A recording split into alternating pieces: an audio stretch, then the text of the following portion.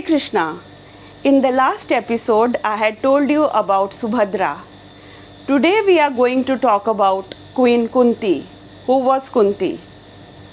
The tragic and heroic figure of Queen Kunti emerges from an explosive era in the history of ancient India.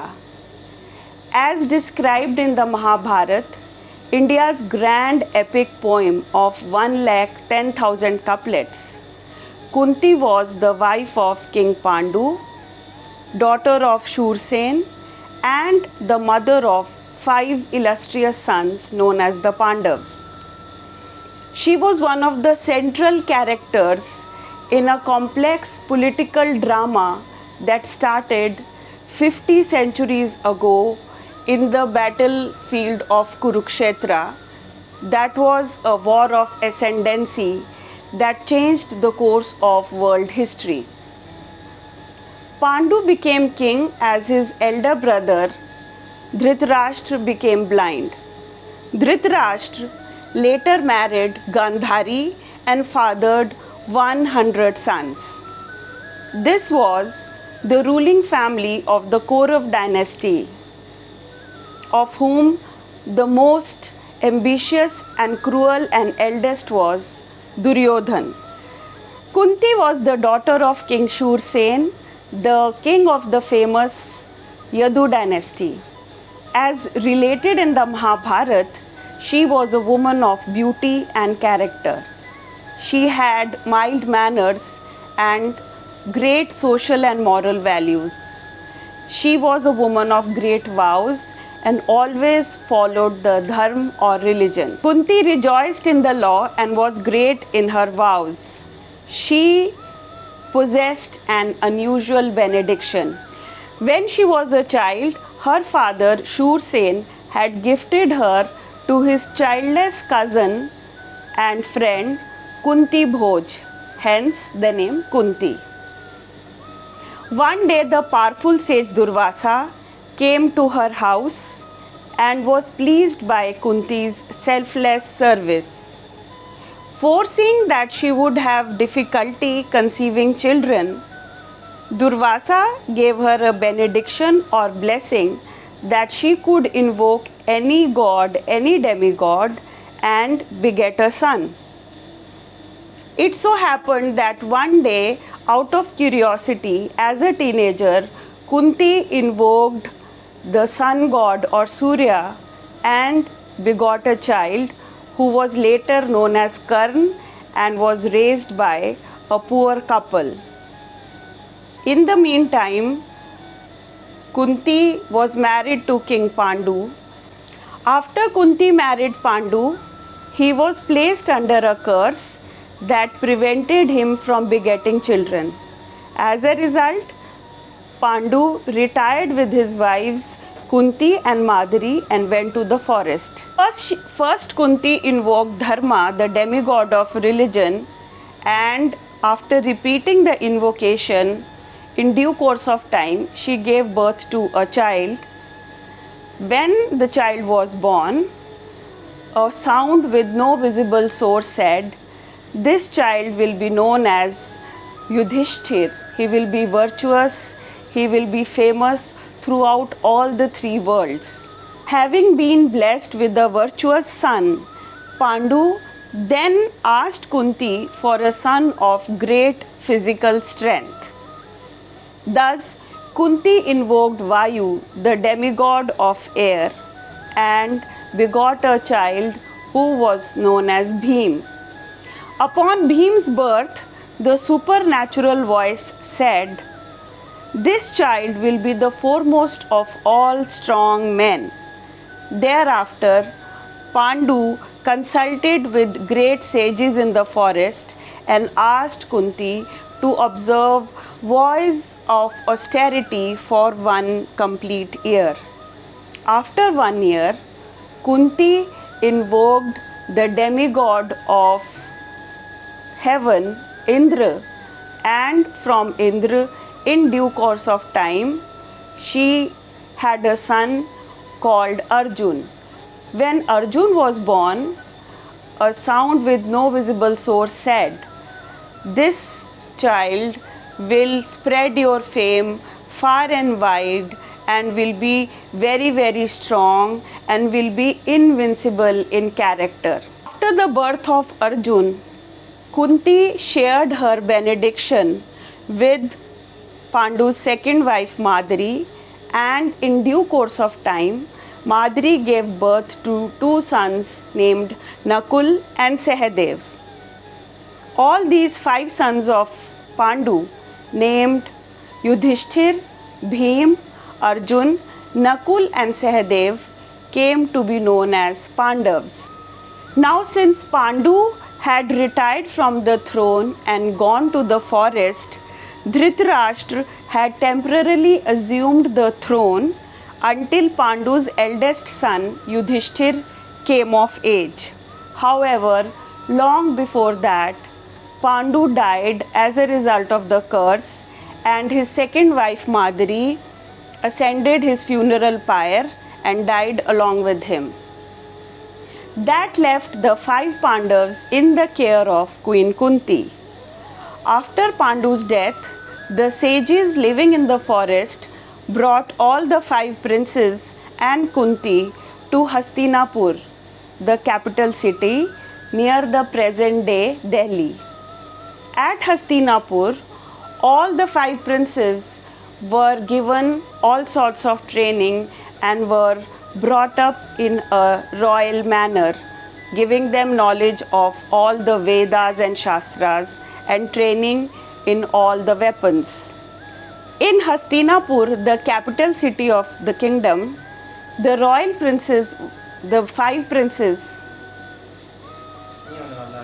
in Hastinapur, the capital city of the kingdom, the five princes were brought up in a royal manner under the guidance of Dhritarashtra and the noble Vidur, Pandu's half-brother. But a smooth transfer of power was not to be. Although Dhritarashtra had recognized the primogeniture or inheritance of Yudhishthir when he comes of age, but he gave in to the wishes of his eldest son, the power-hungry and cruel Duryodhan, who wanted to ascend the throne in place of Yudhishthir. As a result, the power-hungry and jealous Duryodhan plotted various kinds of tactics and tried to bring harm to the Pandavas and their mother.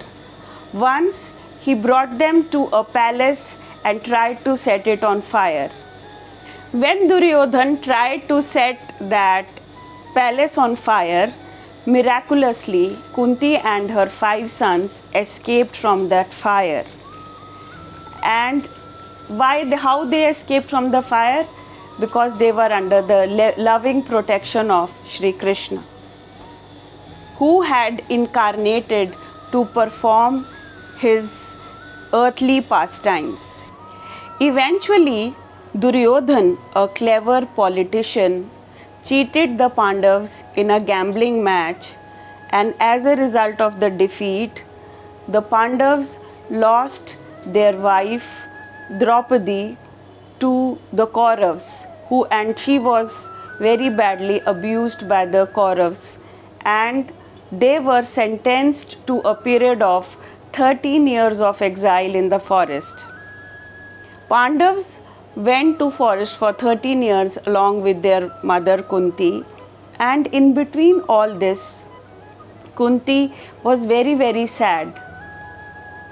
When the 13-year exile had ended, the Pandavas came to Hastinapur to reclaim their kingdom, but Duryodhan bluntly refused to relinquish it. As a result, Yudhishthir sent Sri Krishna himself to the Kauravas so that they could try to patch up and act as a mediator. But the Kauravas did not relent, and as a result, the only remedy left between the two parties was to wage a war against both of them. In order to support Yudhishthir or to oppose him, different kings from all parts of the earth united in the battlefield of Kurukshetra, and many millions of people died in this war, which raged for 18 days at a stretch. In the end, all but a handful of the many millions of warriors were dead. Only the Pandavas and Sri Krishna, along with few others, survived this big massacre.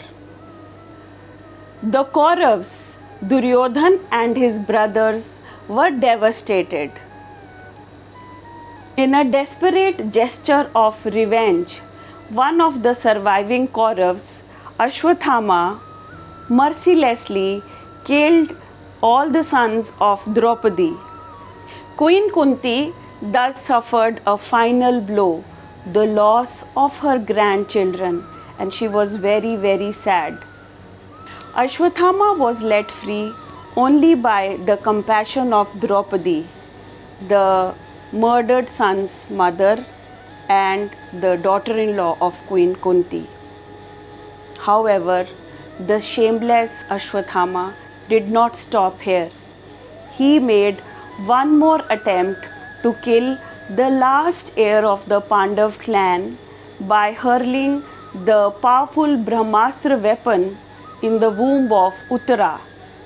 As soon as Brahmastra was hurled at Uttara, she ran and asked for protection from Sri Krishna. Sri Krishna used his Sudarshan disc to beat the uncontrollable heat and radiation of Brahmastra, and this way he protected and saved the Pandavas from this imminent danger. For years, Duryodhan had tormented the Pandav family, but Sri Krishna had protected them at every turn, and now he was preparing to leave. Overwhelmed and heavy with emotion, Kunti saw Sri Krishna leaving and she started praying. As mentioned in the Mahabharata and Srimad Bhagavad Puran, Kunti was the sister of Vasudev, hence she was the aunt of Sri Krishna. Kunti was Lord Krishna's aunt. He had incarnated as the son of her brother Vasudev. But Kunti knew the exalted and divine identity of Sri Krishna. Knowing this fully well, she knew that he had come to this earth to get this earth rid of demoniac military powers and to bring righteousness. Sri Krishna had achieved his purpose by annihilating the Kauravas and protecting the Pandavas. So this way Kunti was very thankful to Sri Krishna and she prayed to him from the core of her heart. The prayers of Queen Kunti are read by scholars throughout the centuries and they are mentioned in Srimad Bhagavad Puran.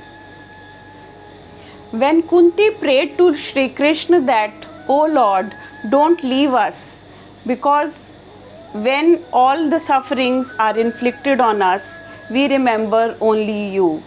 So from this we should not conclude that Kunti's prayers were self-serving.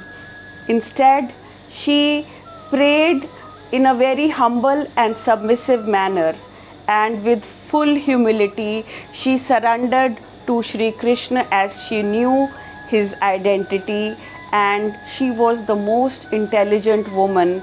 She was a woman of character, and through all these hardships which Kunti endured with her 5 sons, it was Sri Krishna who remained with them, who protected them from all the dangers and sufferings. So we all have a lot to learn from the life and teachings of Queen Kunti. Stay tuned for more in the next episode. Hare Krishna.